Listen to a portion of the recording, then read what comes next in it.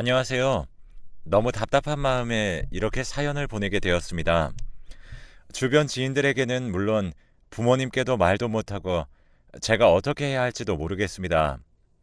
시작은 제가 결혼을 하면서부터 시작되었어요. 저는 30대 후반이 되면서 실질적으로 결혼을 포기했었어요. 그러면서 일에 더 몰두하게 되었고 회사에서 큰 프로젝트를 부장님 대신 과장인 제가 맡아서 하게 되었어요. 그러던 어느 날 부장님은 소개할 사람이 있다면서 식사 자리를 만드셨고 그 자리엔 경쟁 회사에서 일 잘한다고 소문이 자자한 과장이자 지금의 남편을 만나게 되었어요. 인사를 하고 부장님을 쳐다보니 말씀하셨어요. 우리 회사로 스카우트 되어서 프로젝트에 합류하게 되었어. 그래서 같이 식사나 하자고. 이날 이후 같이 일하며 야근도 하고 서로 고생해서 그런지 감정이 조금씩 생기기 시작했고 연애를 시작했어요. 서로가 늦은 나이였기 때문에 남편은 사귄 지 3개월밖에 되지 않았을 때 결혼하자고 했어요. 하지만 전 1년은 만나봐야 한다는 생각으로 1년 연애 후 40이 넘어서야 결혼을 하기로 했습니다.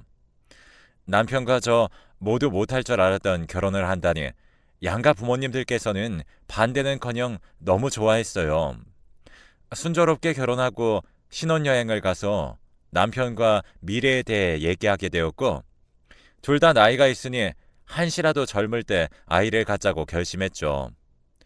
그래서 신혼여행 때부터 노력하였습니다. 하지만 아이는 금방 생기지 않더라고요. 저와 남편 모두 노산인 것도 있겠지만 일한다는 핑계로 몸을 혹사시키고 규칙적이지 않았던 것도 이유가 되었죠. 매번 기대하고 실망을 하다 2, 3년 후 남편이 제게 그러더라고요. 여보, 매번 이렇게 힘들어하지 말고 우리 같이 병원에 가볼까? 전 그러자고 했어요. 남편은 병원 가는 길에 제 손을 꼭 잡아주며 여보, 당신보다 더 소중한 건 없어. 아기도 삼신할매가 점지한다고 하잖아. 나는 아기 없어도 여보랑만 함께 한다면 괜찮아. 그러니 너무 걱정하지 마. 라고 하는 남편의 말에 저는 눈물을 흘렸어요. 병원에서 이것저것 검사를 하고 본격적으로 인공수정을 준비했어요. 너무 힘들더라고요. 회사를 그만둘까도 고민했어요. 하지만 쉽게 그만둘 수가 없더라고요. 지금의 내 상황도 너무 힘들지만 내 청춘이 담긴 회사 생활은 정말 치열하게 살았다, 열심히 살았다라는 훈장과도 같은 거였거든요. 남편도 그런 제 마음을 눈치챘는지 회사를 그만두는 건 어떠냐고 묻지도 않았어요. 오히려 너무 힘들면 인공수정을 그만하자고 하더군요. 아이는 부부가 같이 가지는 건데 저만 너무 힘든 것 같다면서요. 제 손을 꼭 잡아주며 자기는 괜찮다고 아이 없어도 괜찮으니까 너무 노력하지 않아도 된다고 하더라고요. 얘기를 듣는데 감정이 너무 복잡했어요. 남편 말대로 다 포기하고 싶은데 저에게 한없이 다정하고 배려 많은 남편의 아이도 가지고 싶었거든요. 울면서 남편에게 사실 나 몸도 마음도 너무 힘들어. 하지만 내가 포기가 안 되는 이유는 당신 닮은 아이, 그 아이에게 당신에게 받은 사랑, 배려 모두 알려주고 싶어. 사람들이 아이 키우는 게 쉽지 않다고 하지만 지금까지 내가 임신하려고 고생했던 날들을 떠올리면 항상 당신이 힘이 되어주고 든든했어. 그래서 포기가 안 돼. 남편은 제 얘기를 듣고 소리 없이 울더군요. 그리고 서로 말은 안 했지만 무언의 언어들이 오고 갔다고 해야 할까요? 이날 이후 저희 부모는 인공수정도 임신도 입 밖으로 꺼내지 않았고 그냥 여느 신혼부부처럼 일 끝나고 들어오면 같이 맥주 한잔을 했고 쉬는 날엔 뒹굴뒹굴하며 지냈으니까요. 그런데 참 옛 어른들 말씀이 틀린 게 하나도 없더군요. 평소와 같은 날인데 평소와는 다른 컨디션, 너무 힘들고 축축 처지고 잠이 쏟아지더라고요. 그래서 전 감기가 오려나 감기약이나 미리 먹을까 하는 찰나에 친정엄마가 전화가 왔더라고요. 이런 얘기 물어봐서 미안한데 혹시 아직도 임신 노력 중이니? 그래서 전 아니라고 그냥 맘 편히 지내고 있는데 갑자기 왜 그러시냐고 그랬죠. 그랬더니 엄마가 어제 태몽 같은 걸 꿨는데 네가 약손에 반지를 주렁주렁 하고 있길래 엄마가 하나 달래더니 절대 안 된다고 하면서 손을 품으로 가져가는데 빛이 나더라고. 라고 말씀하시는 거예요. 전 심장이 쿵쾅거렸죠. 그 길로 약국에서 테스트기를 사서 했는데 그 결과 임신이 맞더라고요. 그렇게 노력하고 병원까지 다녔을 때는 안 되던 게 마음 놓고 지내니 삼신 할매가 점지해 주셨나 싶었죠. 너무 행복하고 소중하게 잘 지키겠다고 다짐했어요. 그날 저녁 퇴근하고 남편에게 말했고 남편은 왜 아까 회사에서 말하지 않았냐며 너무 얼떨떨하다고 하더라고요.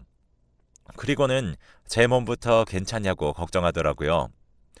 이런 다정한 남편이 옆에 있으니까 하나도 무섭지 않았어요. 병원에 가서 아기를 초음파로 확인하고 안정기에 들었을 때 양가 부모님께 말씀드렸고 너무 큰 축하를 받았어요. 회사도 임산부 지원 프로그램으로 1시간 늦게 출근, 1시간 빨리 퇴근하며 늦가기 엄마로서 조금씩 아이를 맞을 준비를 했어요. 그렇게 지내다 보니 아기를 낳고 조리원에 들어가며 육아휴직을 하게 되었어요. 집에서 독박 육아였지만 남편은 회식이며 모임이며 다 제쳐두고 퇴근하면 바로 집으로 와서 육아와 집안일을 도왔기 때문에 괜찮았어요. 그렇게 시간이 흐르면서 아기는 돌이 되었고 저의 육아휴직은 끝이 났어요. 복직을 해야 하는데 대기에 걸어놓은 유치원들은 아직 차례가 안 돼서 못 보내는 상황이었어요. 친정엄마가 유치원 될 때까지 봐주시기로 했죠. 친정엄마는 저희 집에 계시면서 아이도 봐주시고 집안일도 해주셨어요. 저희가 쉬는 날이 친정엄마가 쉬는 날이었죠. 그렇게 6개월이 지났고 손꼽아 기다리던 유치원 자리가 생겨 아이가 가게 되었어요. 처음에는 종일반으로 아기를 보냈는데 집에서 지냈던 것과는 다르게 너무 힘들어 보였어요. 그래서 종일반 말고 일반으로 변경하고 친정엄마가 다시 오셔서 아기 화원을 맡아주셨어요. 하지만 저희 친정엄마도 얼마 못 가 두 손 두 발 다 드셨습니다. 한창 즐기면서 사셔야 하는데 다시 육아에 집안일을 도와주시는 게 벅차셨던 거예요.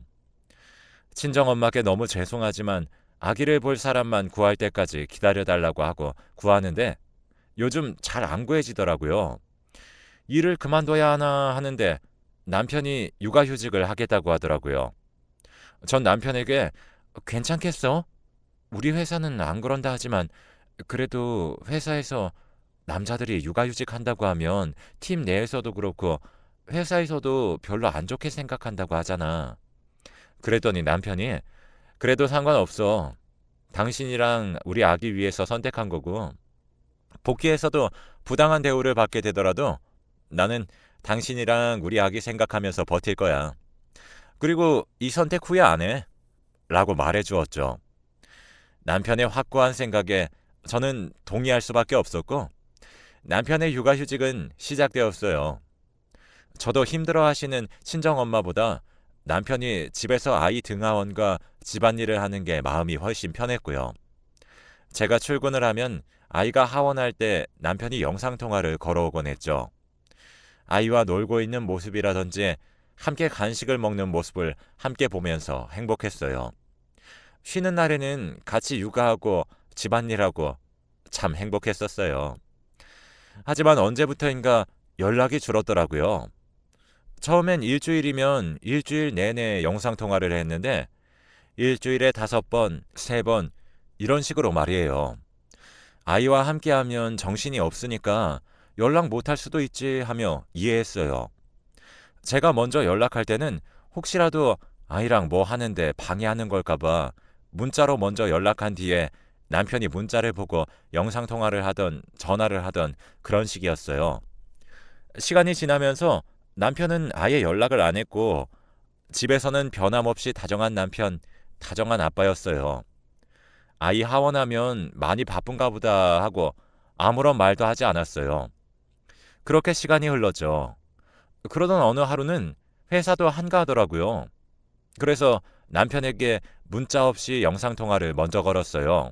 그런데 아이 하원한 시간이 되었는데도 안 받고 문자도 답장이 없더라고요. 처음엔 바쁜가 보다 했는데 시간이 지날수록 연락이 없으니 슬슬 걱정이 되더라고요. 전화를 계속하니 남편이 전화를 끝내 받더라고요. 그런데 한 번도 화낸 적 없던 남편이 받자마자 일 안 해?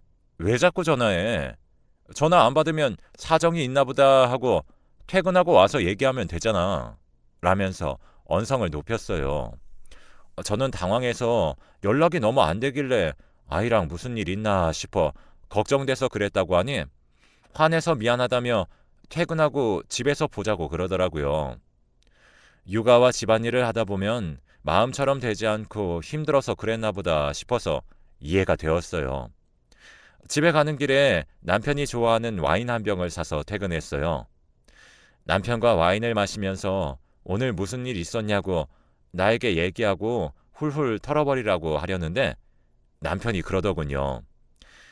일할 땐 일에 집중해서 해. 당신이 자꾸 전화하니까 잘하고 있나 감시당하는 것 같아서 기분이 별로 좋지가 않아. 라고요.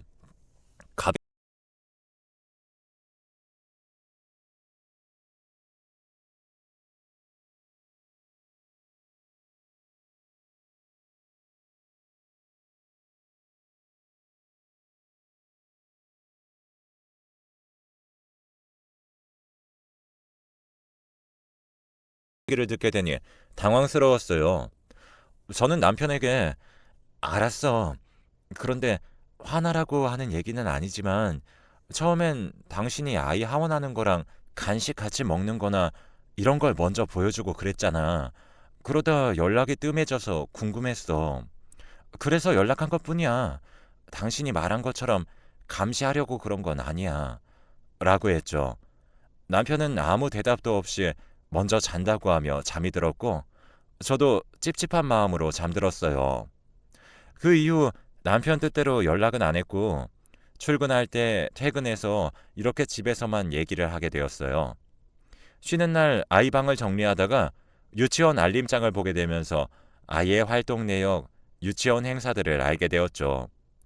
유치원 행사에는 아이들의 학예회를 한다며 부모님 모두 오셔서 응원해 주세요 라고 쓰여져 있더군요. 이런 행사가 있으면 남편이 먼저 월차를 쓸 수 있도록 얘기해 줬을 텐데 왜 얘기를 안 해줬을까 싶더라고요. 그래서 남편에게 물어봐야겠다 생각하고 거실로 갔는데 아이가 거실을 난장판을 해놓아서 그걸 치우느라 깜빡했어요. 그리고 시간이 지나 저는 아이 알림장에 써져 있던 날짜에 반차를 쓰고 서프라이즈로 가서 놀래켜줘야지 하면서 아이 유치원으로 향했어요. 행사 시간은 다가오는데 길이 너무 막혔고 반차 말고 월차를 쓰고 그냥 같이 가길 그랬다고 후회하며 유치원에 도착했죠. 제가 도착했을 땐 행사가 거의 막바지였어요. 행사가 모두 끝나고 하나둘 엄마 아빠 손을 잡고 나오는 아이들 중 저희 아이는 한 손엔 남편, 한 손엔 유치원 선생님 손을 잡고 있더군요. 전 너무 놀라서 심장이 뛰었지만 침착하게 아무것도 못 본 것처럼 아이 앞에 엄마 왔다 짠 하며 나타났어요. 남편과 유치원 선생님은 당황하더군요. 남편은 저를 보자 어떻게 온 거냐며 묻기 바빴어요. 유치원 선생님은 생글생글 웃으며 처음 뵙네요. 학예회 뒷정리 때문에 다음에 또 뵐게요. 하고는 황급히 들어가더군요. 저는 유치원 선생님에게 간단히 목례를 하고 말았죠. 그리고 남편에게 아이 방 청소하다 알림장에 학예회 한다고 되어 있길래 서프라이즈로 놀래켜 주려고 왔지. 안 반가워? 하고 물었더니 남편은 대충 반갑다고 대답한 뒤에 집에 가자고 하더군요. 집으로 가는 길에 아까 유치원 선생님은 처음 뵙는데 누구인지 물었습니다. 시간제 선생님이라고만 하고 말을 아끼더라고요. 저는 남편이 너무 수상했어요. 그래서 그 다음날 유치원 담임 선생님께 전화를 해서 물어봤어요. 어제 학예회 갔었는데 담임 선생님이 아니라 처음 본 선생님 손을 잡고 있던데 혹시 아이 담임 선생님이 바뀌었냐고요. 담임 선생님은 바뀌지 않았고 유아교육과를 다니는 대학생들이 실습으로 나와 있다고 하시면서 너무 신경 쓰지 않으셔도 된다고 하더군요. 말 그대로 실습생이기 때문에 담임 선생님을 도와주거나 등하원만 해주는 게 끝이라고 하면서요. 저는 알겠다고 하고 전화를 끊었는데 갑자기 기분이 쎄하더라고요. 그래서 그날 기다렸다 아이 하원 시간에 맞춰 남편에게 전화를 했어요. 하지만 역시나 받질 않더라고요. 그래서 받을 때까지 했어요. 그랬더니 남편이 성질을 내며 받더라고요. 전 마음을 다잡고 그냥 생각나서 아이 하원은 했어? 그랬더니 아, 이런 걸로 전화하지 말랬지 하며 전화를 끊어버리더군요. 화가 난 저는 남편에게 계속 전화했지만 받지 않았어요. 퇴근 후 집에 들어가 남편에게 그런 식으로 전화를 끊으면 어떻게 하냐, 무슨 일 있는 거냐 했더니 저번에도 말했듯이 감시하는 느낌이라 싫다는 거예요. 전 너무 화가 나서 내가 정말 급해서 당신한테 전화했는데 감시받는 느낌이라 전화 안 받아서 내가 잘못돼도 좋아? 라고 물으니 남편은 회사에 있는데 뭘 하더군요. 예전의 남편이 아니었어요. 저는 뭔가 잘못되었다는 느낌을 받았고 며칠 동안 남편을 지켜보고자 회사에 휴가를 냈어요. 휴가 낸 기간 동안 출근하는 척 친정집으로 갔고 아이 하원하는 시간엔 택시를 타고 아이의 유치원 근처로 갔어요. 하지만 별 특이사항은 없었고 그냥 하원시키고 아이와 장을 보고 집에 가는 그런 루틴이었어요. 제가 너무 예민했나 싶어서 남편에게 미안하더라고요.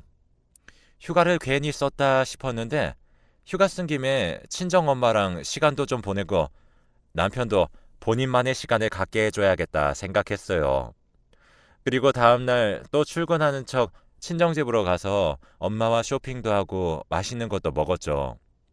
그러다 보니 하원 시간이 돼서 유치원으로 갔어요. 가면서 전화했지만 역시나 받지 않았어요. 매번 남편이 아이를 데리러 가는 길에 있던 저는 남편이 나타나면 제가 아이를 볼 테니 그동안 힘들고 지쳤던 것들 풀고 오라고 얘기할 참이었어요. 하지만 하원 시간이 되었는데도 남편이 보이지 않더라고요. 그래서 전 유치원 앞으로 갔는데 남편이 택시에서 손에 뭘 한가득 들고 내렸고 누굴 보면서 쇼핑백을 흔드니까 아이의 손을 잡은 부담임이 나오더라고요. 부담임은 그 실습생이에요. 부담임은 하나만 뺀 나머지를 유치원 안으로 들고 들어갔고 전 더 이상 참지 못하고 그 자리로 달려갔어요. 내 남편에게 지금 뭐 하는 거냐고, 당신은 지금 뭐 하고 있는 거냐고 물었어요. 둘 다 너무 당황하더라고요. 남편은 어쩔 줄 몰라 하며 설명을 하겠다고 하고 부담임은 유치원 안으로 쌩하니 들어가 버리더라고요. 저는 너무 화가 났어요. 사실 조금은 눈치채고 있었어요. 아이의 유치원 행사가 있던 날 눈치 못 챌 여자가 어디 있겠어요? 하지만 제가 잘못 본 거라고 믿고 싶었고 다시 한번 확인을 해보고 싶었어요. 제 두 눈으로 확인을 하고 나니 남편이 불륜을 저질렀다는 사실에 화가 나기보다도 어떻게 아이가 다니는 유치원에서 그것도 아이의 손을 잡고 불륜을 저질렀다는 사실이 더 화가 났어요. 아이를 친정집에 잠시 맡기고 집에서 남편과 얘기를 했어요. 언제부터였는지, 어떻게 아이의 유치원 선생님과 그렇게 된 건지부터 알고 싶었죠. 남편은 한동안 말이 없다가 결심한 듯 말을 하기 시작했어요. 남편은 당신에게 당당히 육아휴직을 하겠노라 하고 육아랑 집안일을 하는데 너무 힘들더라. 장모님이 계실 때 당신이 육아휴직 했을 때 내가 했던 일만 생각하고 충분히 해낼 수 있을 거라고 생각했었어.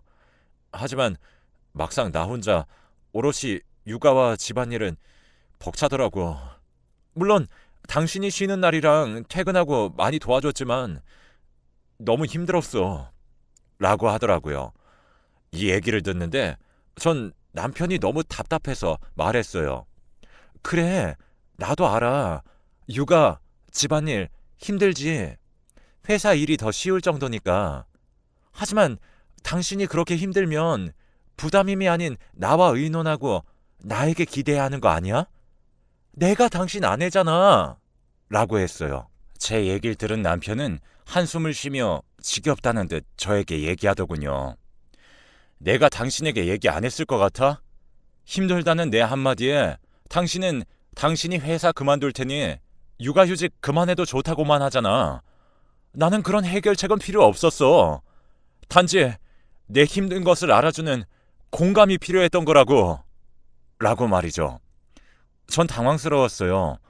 제 나름대로 남편을 배려하고 위한다고 육아휴직 그만해도 된다고 나는 괜찮다고 했던 건데 남편은 자신이 육아휴직을 하겠다고 할 때 힘들더라도 끝까지 하겠다고 했는데 그런데도 불구하고 왜 자기를 참을성 없고 힘들어서 육아도 포기하는 사람으로 만드냐고 그러더군요. 그런 의미가 아니라 당신과 앞으로 오랜 시간 함께해야 할 사람으로서 당신의 선택을 존중하고 너무 힘들면 내가 하겠다고 말한 거였다고 했죠. 어디서부터 꼬인 건지 이해가 안 가더라고요.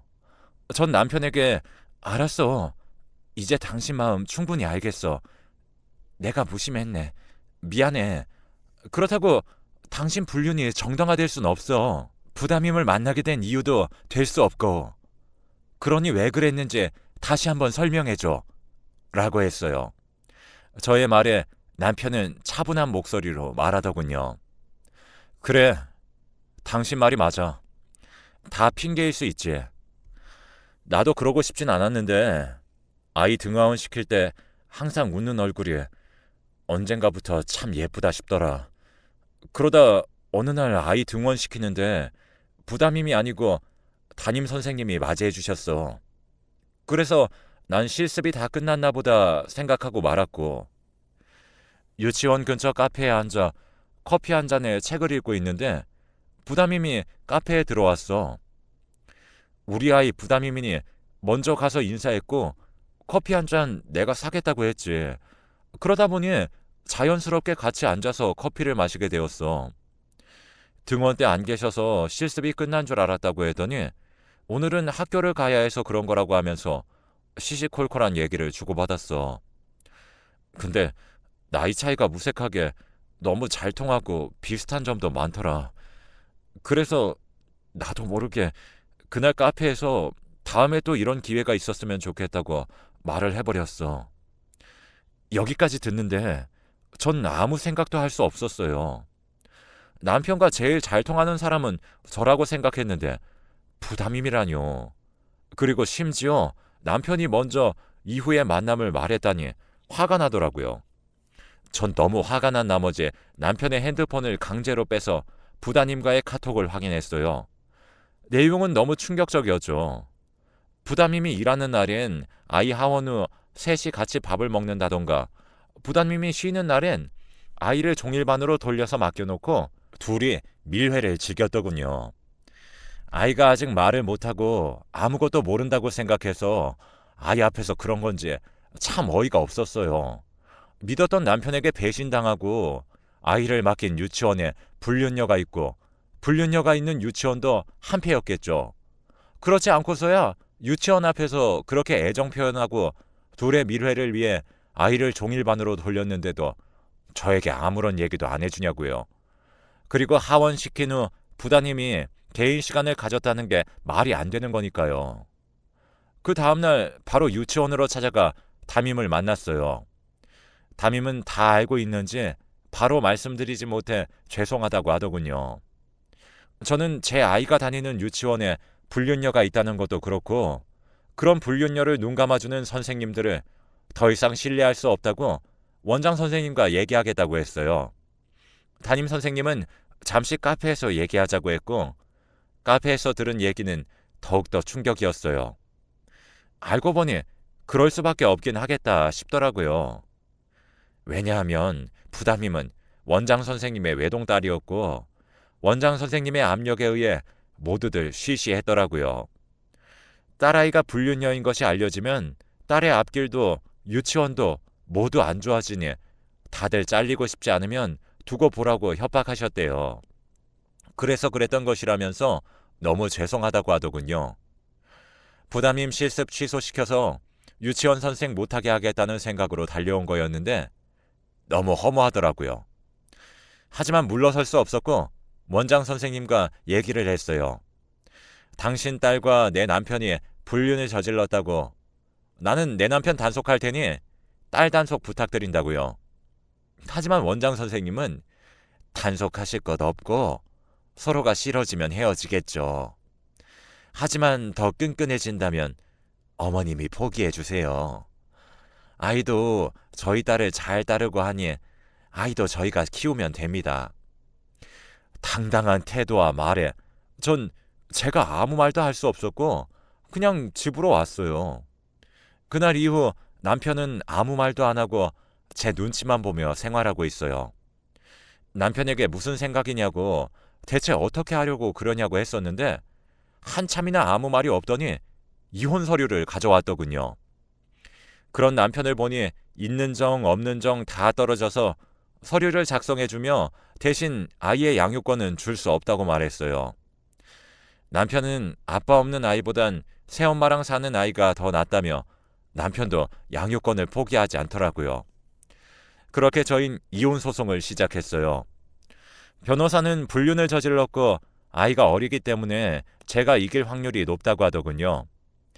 남편과 결혼해서 다정한 면에 너무 좋았고 임신 때문에 서로가 너무 힘이 되어 주어서 좋았는데 결국 한순간에 무너져 버렸네요.